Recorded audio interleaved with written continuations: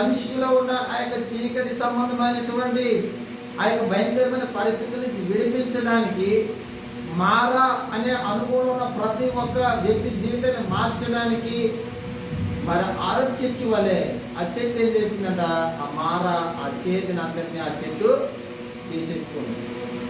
మనలో మన జీవితంలో ఉన్నటువంటి మారా అనుభవం, చేదైనటువంటి స్థితి ఏదైతే దేవునికి వ్యతిరేకంగా ఉందో, దేవునికి వ్యతిరేకంగా ఏం చేస్తా ఉన్నామో, దేవుడికి నచ్చలేని విషయాలు ఏదైతే ఉన్నాయో వాటిని మనం విడిచిపెట్టగలిగితే, ఆ చెట్టుని పోలినటువంటి యేసుక్రీస్తు ప్రభువుని మన జీవితంలోకి ఆహ్వానించినట్లయితే మన జీవితం ఏమవుతుందంటే కష్టాల నుంచి విడిపించబడతాయి, అనారోగ్య పరిస్థితుల నుంచి స్వస్థపరచబడతాము, ఈ హెలోక సంబంధమైనటువంటి బాధల నుంచి విముక్తి చెందుతాము.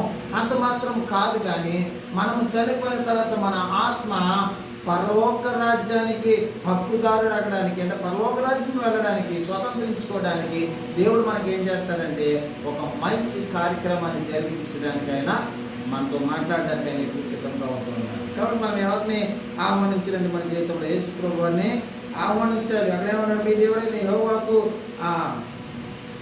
అక్కడ ఆయన వారికి కట్టడలను విధిని నిర్ణయించి అక్కడ వారిని పరీక్షించాను. మారా అనుభవం నుంచి మార్చిన తర్వాత కూడా దేవుడు వారిని పరీక్షిస్తూ ఉన్నాడు.